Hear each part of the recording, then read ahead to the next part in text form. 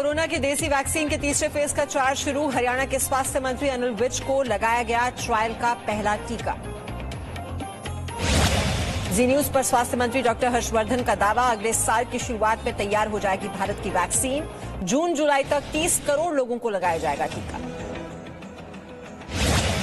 Corona की वजह से अहमदाबाद में आज रात से लागू होगा 57 घंटे का कर्फ्यू। 2 दिन में होने वाली 1600 शादियों पर असमंजस। 23 नवंबर से नहीं खुलेंगे स्कूल कॉलेज। गुजरात के गांधीनगर अक्षरधाम मंदिर को 23 नवंबर तक बंद रखने का फैसला किया गया। अहमदाबाद में कोरोना संक्रमण के मामले बढ़ने की वजह से प्रशासन का फैसला।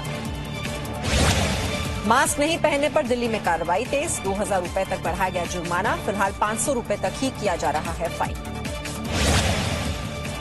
मास्क नहीं पहनने वालों को जागरूक भी कर रही है दिल्ली पुलिस। मास्क नहीं पहनने के खतरे के बारे में समझाया जा रहा है।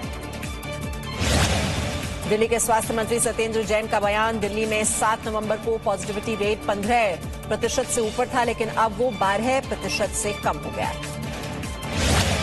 दिल्ली के मुख्यमंत्री अरविंद केजरीवाल का ट्वीट, आज बाजार के प्रतिनिधियों से मुलाकात। मार्केट एसोसिएशन कोरोना रोकने में निभा सकते हैं अहम भूमिका।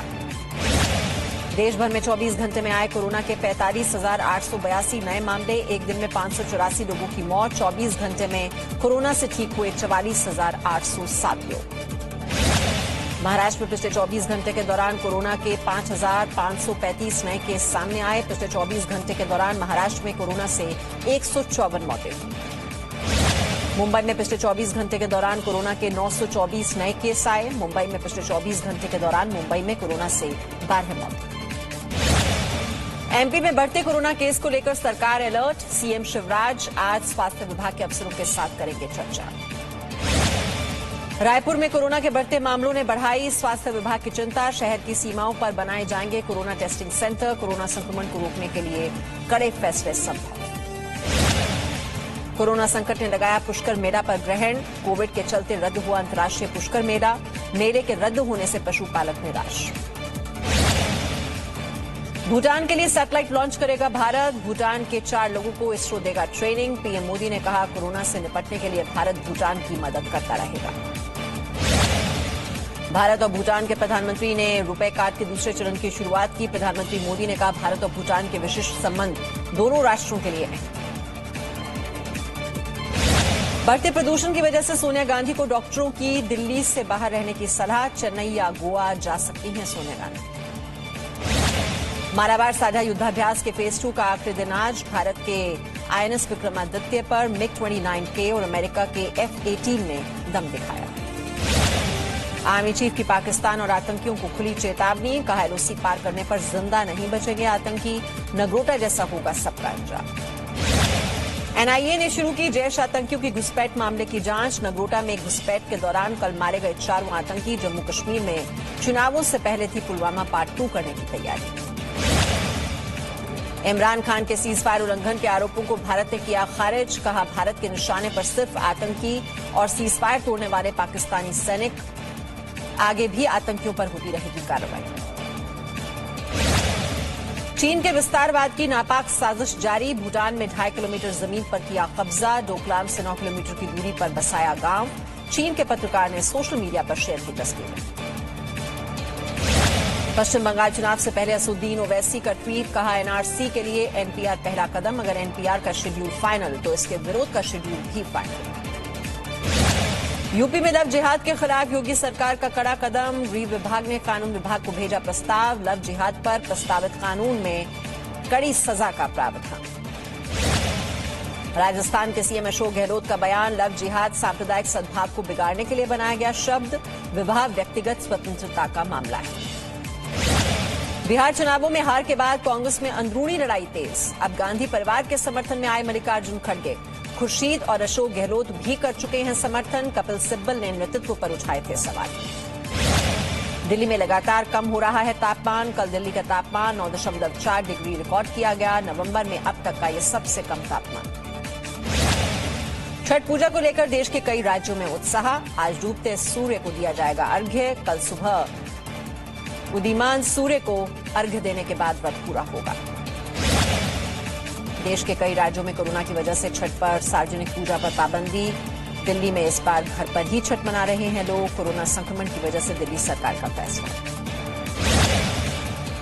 मुंबई में छठ पूजा के लिए समुद्र तट पर इजाजत नहीं, लेकिन कम नहीं हो रहा है लोगों में उत्साह। अपने घर पर ही छठ पूजा मना रहे हैं लोग।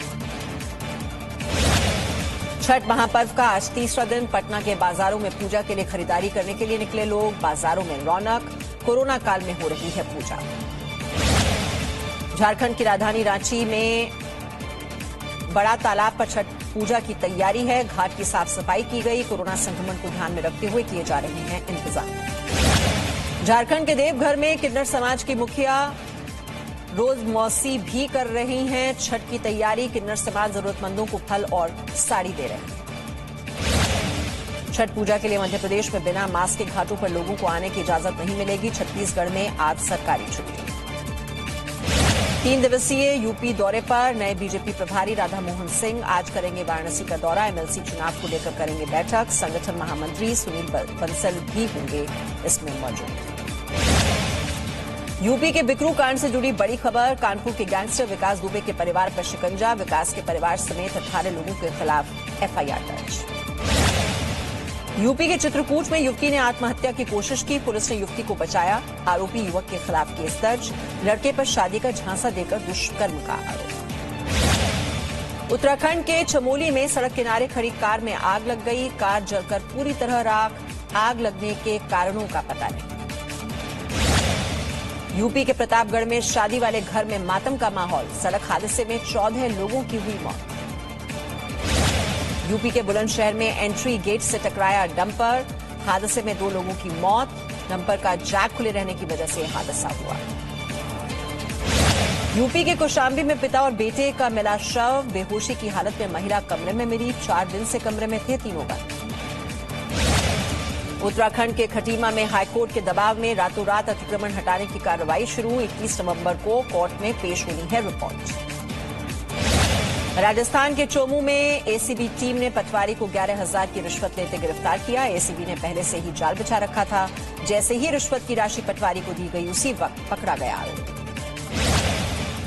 जयपुर के एक मॉल के चेंजिंग रूम में तस्वीरें रिकॉर्ड करने का आरोप। सभी मॉल और शोरूम में चेंजिंग रूम की जांच के निर्देश दिए गए। राजस्थान के झुंझुनू में होटलों में परोसी जा रही अवैध शराब पर कार्रवाई तेज। जिले की स्पेशल टीम बीते 2 दिन में एक के बाद एक कई जगह छापेमारी करने पहुंची। टीम ने 4 जगह छापे मारे। कई लोगों को गिरफ्तार किया गया। राजस्थान के अलवर में चोरों का आतंक। एक ही रात में 8 से 10 दुकानों के ताले तोड़े गए। लाखों की चोरी से व्यापारियों में नाराजगी। सूचना मिलने के बाद पुलिस चोरों की तलाश में जुटी। फिलहाल चोरों का कोई सुराग नहीं। मध्य प्रदेश में वनों के निजीकरण का विरोध तेज। शिवराज सरकार से की गई वनों का निजीकरण रोकने की मांग। आदिवासियों ने जताई आपत्ति। 40% वनों के निजीकरण की जिलों से मांगी गई है जानकारी। मध्य प्रदेश के शिवपुरी में करंट लगने से 3 लोगों की मौत हो गई। एक दूसरे को बचाने के चक्कर में गई बेटी, दामाद और मां की जान। विद्युत विभाग के रिटायर्ड कर्मचारी के घर हुआ हादसा। इंदौर के एमवाई अस्पताल से 16 नवंबर को चोरी हुआ बच्चा मिल गया है। डीआईजी बच्चा मिलने की पुष्टि कर चुके हैं। बच्चे को आज सुबह ही कोई अज्ञात व्यक्ति थाने के सामने छोड़ गया। पुलिस ने बच्चे को इलाज के लिए अस्पताल में भर्ती करवाया है। मध्य प्रदेश के इंदौर निगम और जिला प्रशासन की संयुक्त कार्रवाई। 2 मंजिला इमारत को गिराया गया। Presenting B News app available on Google Play and App Store. Download it now.